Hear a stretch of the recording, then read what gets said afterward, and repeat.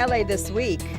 I'm Anna Margos. A $25,000 reward after a street vendor was brutally beaten almost to death on a South LA street corner. More on Councilmember Curren Price's announcement coming up. Local students joined the national movement against gun violence by holding their own demonstrations. That's coming up. A new exhibit highlights the contributions of women activists from the 60s to today. We'll show it to you next.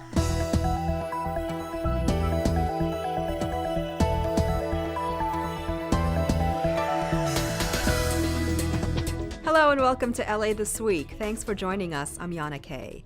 A call for stricter gun legislation echoed throughout downtown LA as demonstrators flocked to the steps of City Hall demanding that lawmakers make our children's safety a priority. Rasha Goel has more. Thousands joined Mayor Eric Garcetti at the March for Our Lives rally in LA to express their voice on national gun control measures. Whose streets? Whose lives? Whose nation? The worldwide day of action against gun violence was sparked by student activists who are pushing lawmakers to enact stricter gun control laws. Here in LA, some are already on the books. And here in LA, we passed our own laws to ban the possession of high-capacity magazines. And we require anybody who owns a gun to keep it locked up at home so it won't take the lives of people living in that house. The events of the February 14th shooting at Marjorie Stoneman Douglas High School in Parkland, Florida, that left 14 students and 3 teachers dead, loomed heavily at the rally as 2 students from the school spoke out.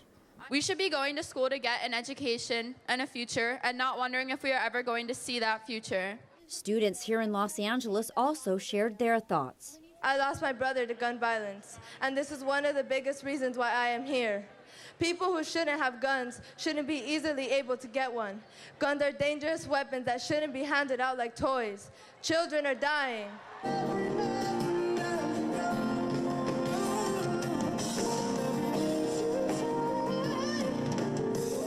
Comedian Amy Schumer, cousin of Senate Minority Leader Chuck Schumer, also attended the rally. It is these moments that define us, what we do in the struggle, what we do when things are hard and messy and involve doing what's right and not what is wrong, clearly wrong, like taking money from the NRA to uphold these laws outdated by hundreds of years. From the inner cities that are often forgotten to the safest cities, which are no longer safe because our politicians have decided donations matter more than lives. We say enough. A message that millions are expressing across the world. I'm Rasha Goel for LA This Week. And a few days before participating in the national walkout, groups of LA students also made their voices heard on the local level in the fight against gun violence. And this particular group got the mayor's ear. Anna Marcos has more on a special meeting between Mayor Eric Garcetti and the students.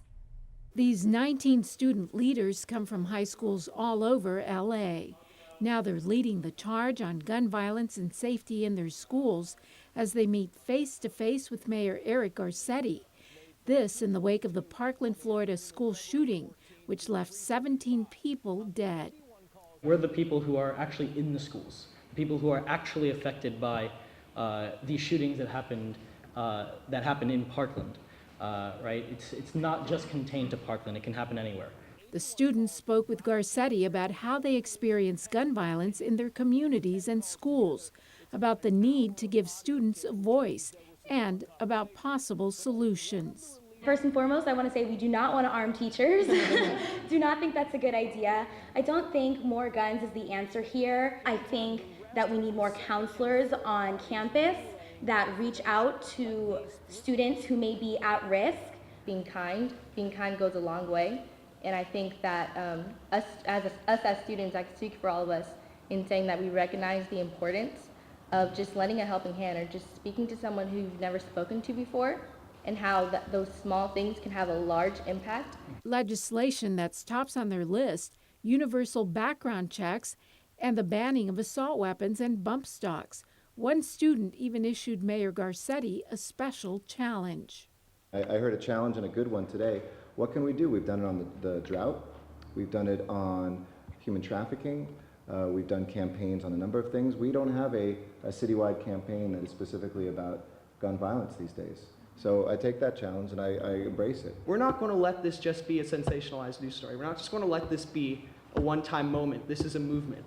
For the students, it's the start of a long and ongoing effort to fight gun violence with every weapon they've got, including their voices, even if they don't yet have the right to vote.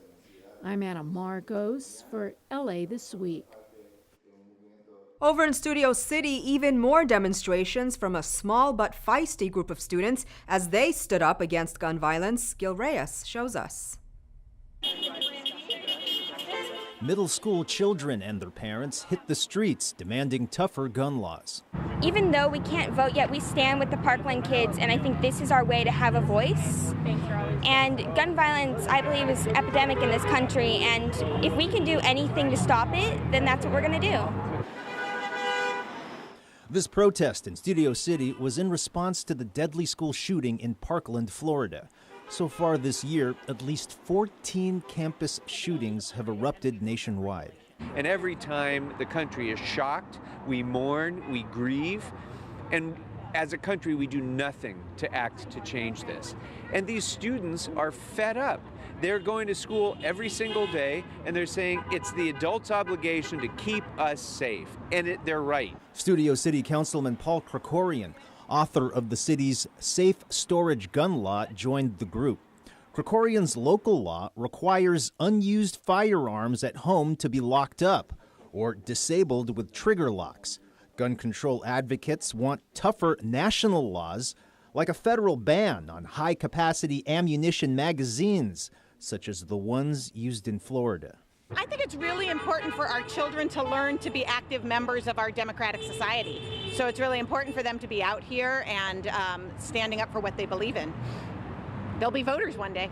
The state of our world right now is just such a terrifying place, and that I just think our generation is the one that can fix it. We can repair the world that we've been given and make it a better place for everyone. In Studio City, I'm Gil Reyes for LA This Week. The group called I Lead organized the Studio City demonstration. And the city attorney is sending his own message when it comes to gun violence. Lock up your guns. Rasha Goel has more on two parents being charged after their teens reportedly made shooting threats at local Los Angeles schools. City Attorney Mike Feuer is on it when it comes to storing firearms. His office recently filed criminal charges of unlawful firearms storage against two North San Fernando Valley parents after gun violence threats were allegedly made by their teens at two local high schools. It's imperative that adults lock up your guns. For goodness sakes, lock up your guns. It's the law. There's no excuse not to. And it could make the difference between life and death. Police say they found two revolvers, a semi-automatic handgun, and more than 90 rounds of ammunition at 59-year-old Robert Christie's home, whose 16-year-old son allegedly made threats to other students at Chatsworth Charter High School in February. In the same month, 50-year-old Dazo Asguera's son also made threats to another student and on social media at Granada Hills Charter High School. Officers found a fully loaded semi-automatic handgun in an unsecured bag in a closet of the home and 7 rounds of ammunition. Imagine what would happen if a student who was upset, who was threatening to shoot someone else, got access to your gun. All this coming in the wake of the Florida school massacre.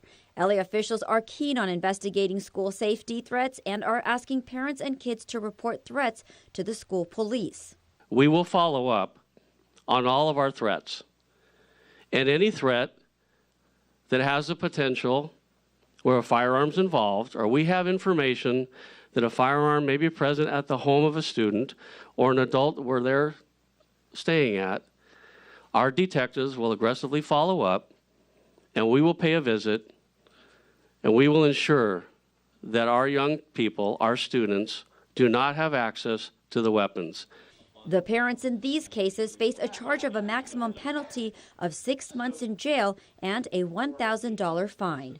I'm Rasha Goel for LA This Week. Since the February 14th Florida tragedy, the LA School Police has looked into nearly 75 school threats. The savage and near-fatal beating of a South LA street vendor has prompted Councilmember Curren to announce a $25,000 reward for information that leads to the arrest and conviction of his attackers. Anna Marcos joins us from the site of the alleged attack with more. Anna. Yana, the victim Pedro Reyes and 2 other street vendors were setting up their stands right here on this corner across from this church on 31st Street in San Pedro when the brutal attack started. Father, in times like this, we can look to you from where our strength comes. An entire community is praying with the family of Pedro Reyes.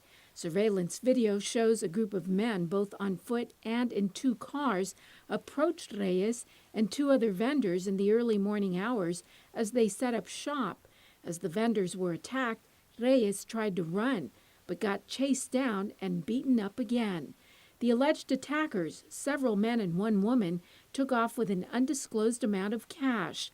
Reyes was left on the street with severe injuries, including multiple fractures of his head, jaw, and face. 2 other vendors were also attacked, but my stepfather was beaten to near death. As Pedro set up his stand for an honest day's work, a group of monsters preyed upon him, beating him mercilessly and tormenting him in the most cold-blooded ways. What's more, his attackers are still out there. Councilmember Curren has a $25,000 reward out for anyone who provides information that helps capture and convict the attackers. They are looking for about 7 alleged perpetrators, one of them female. All are African American in their 20s to 40s. They were seen driving away in a black SUV and a dark gray sedan. We reviewed video, we've talked to witnesses, we talked to other victims that were involved in this case, and to be honest, watching the video was not a pleasant sight. Pastors at the nearby church say Reyes was always willing to help out. His family calls him the life of the party and a jokester, an educated man with a degree in agricultural engineering who immigrated from Mexico 20 years ago for a shot at the American dream. My daughter loves him. She calls him Tata. He's always making jokes. He loves his karaoke. He has enough charisma to light up an entire street block full of vendors and buyers. His hysterical jokes could easily make him a famous comedian. But most importantly, he is a man who has infinite love to give. The attack against my stepfather has been such a blow to our family. We are all emotionally broken, and we are uncertain about the future. Reyes, who underwent an 8-hour operation, is expected to recover, but that recovery could take a while. I'm Anna Marcos for LA This Week. Anyone with information can call Newton Division Robbery Detectives at 323-846-6572. A GoFundMe campaign has been started to help cover the costs of Reyes' injuries. You can visit GoFundMe.com and search for Pedro Daniel Reyes. Turning now to how the city plans to handle the next big fire emergency. Updated information on evacuation orders could mean the difference between life and death. The city is working on a one-stop emergency broadcast center, one that would transmit vital information live. Gil Reyes has the details. December's massive creek fire burned a path of destruction through parts of Sylmar, Lakeview Terrace, and Sunderland Tujunga. It also confused a lot of people. Many residents were unsure whose directions to follow, as agencies sometimes gave outdated, contradicting information about fire maps and evacuations. City leaders want to avoid that the next time. It's about making sure that we are better prepared, that in the event of these future emergencies, we know what to do, we know who to call, and we know where to go. At this town hall meeting in Sylmar, Councilwoman Monica Rodriguez says she supports the creation of a unified emergency broadcast center for the city of Los Angeles. It would go live during fires and other disasters, with consolidated information from local agencies. I'd like to reinforce repetitively and resoundingly the importance of all of our public safety partners. Partners like the LA City Fire Department, providing information in real time. Think CNN on election night. Details on evacuation routes, emergency shelters, and more would be broadcast live on LA City View Channel 35 from downtown's Emergency Operations Center, part of the effort to avoid confusion in the future. If you don't know your next door neighbor, what are you waiting for? Seriously. The city's Emergency Management Department leading this effort and reminding people that neighbors will likely have to rely on neighbors for help during the first hours of a major disaster. The agency urges people to subscribe to the Notify LA service. To sign up for free emergency updates on your smartphone, log on to notifyla.org. I'm Gil Reyes for LA This Week. City leaders say the broadcast center could go live in the coming months. As National Women's History Month was celebrated around the country, here in LA, one association highlighted women who were making strides in the sports world. Rasha Goel has more. These images represent and celebrate women athletes that have gone above and beyond in the sports world. They are being showcased in the From Her exhibit at the El Pueblo Historical Monument. With the Olympic history here in Los Angeles, what better than to have four-time U.S. Olympic medalist Brenda Villa. My biggest advice to young athletes now is try a lot of different sports, and then maybe by 8th grade pick one sport and really put everything behind it. Make sure that you are committing to it, that you're telling your parents and your teachers and your coaches what you're dreaming about so that everyone can help you achieve those dreams. And for some of the young women attending, Brenda's words served as an inspiration. I played water polo growing up, so it's great to be able to see a champion like her in person and hear about all of her struggles and how she overcame them to win an Olympic gold medal. It's been really amazing to see her, hear her story, and just see the effect that she has on the athletic community here in LA and all the young women in the room. Perhaps this exhibit may help inspire someone from this crowd to be the next world star athlete. I'm Rasha Goel for LA This Week. The exhibit was on display for the month of March. Every day, women stand up for the rights of underprivileged groups, but many stay unsung heroes. A new art exhibit called Women Warriors shines a spotlight on women activists from the 60s to the present day and what it can teach us for the future. Ana Marcos reports.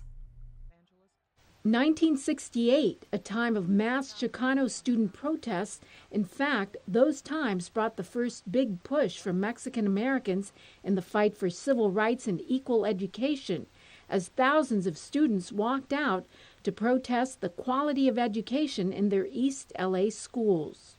We've all come together around the idea of student activism, student movements since the walkouts in 1968, and the way that this actually plays a major role in community health and wellness. Today, this exhibit called Women Warriors highlights the contributions of women activists and organizers from the time of the 60s blowouts to the present.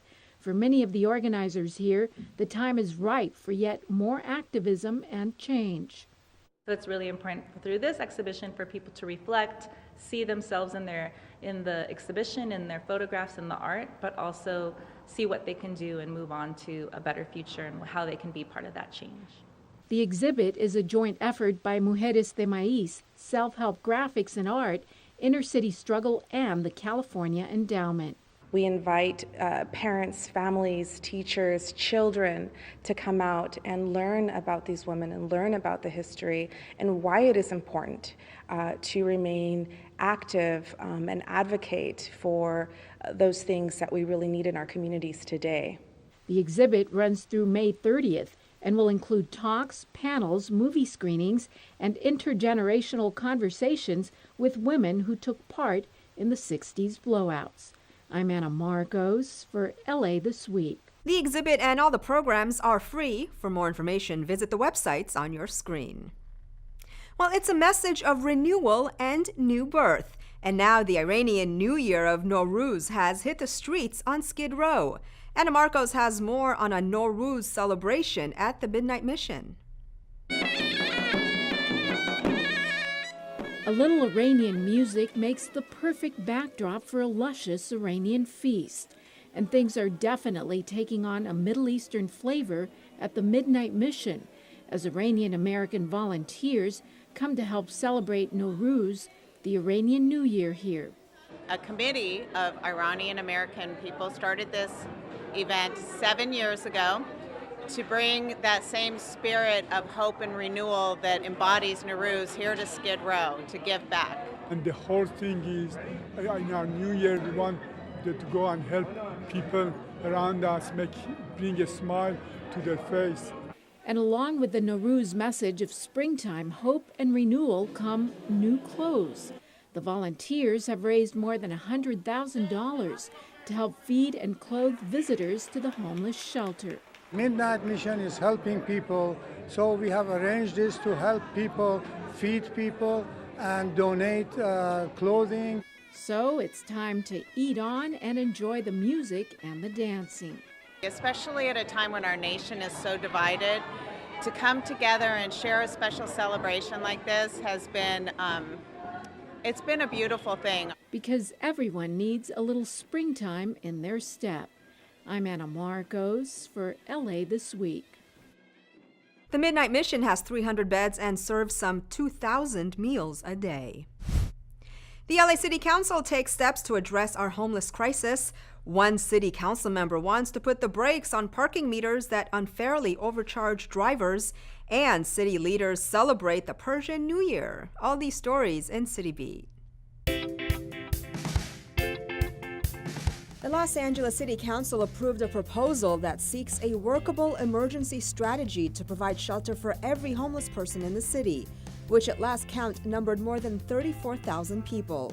The motion was introduced by Councilman Mike Bond and Ann Marquise Harris Dawson. The motion, which was approved with an 11-0 vote without discussion, seeks a number of actions from the Los Angeles Homeless Services Authority.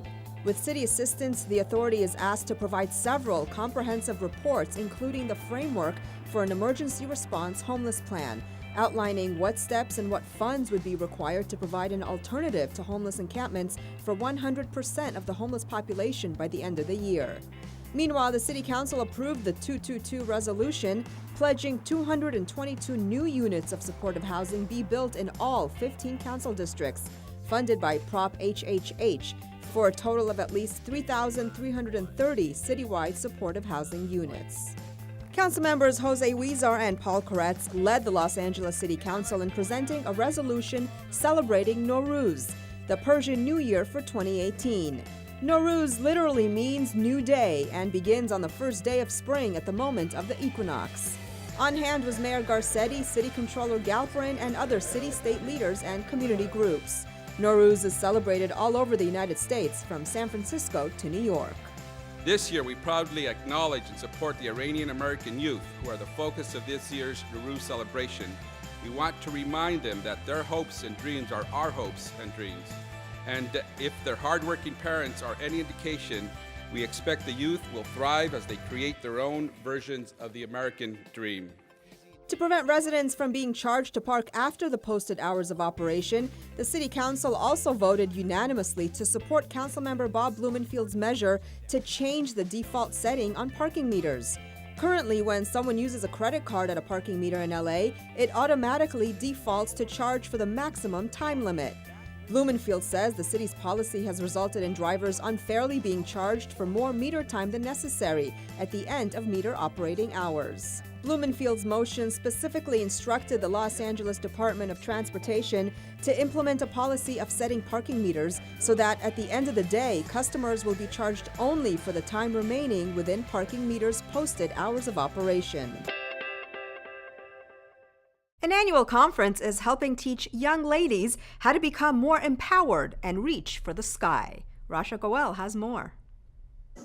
These young women are experiencing a full day of being fierce, productive, and confident at the 5th Annual Pretty in Pink Youth Empowerment Conference, put on by the Department of Recreation and Parks at the Denker Recreation Center. At this event, I like how we could talk to every other girl and tell them how powerful we could be together and how great each of us are individually.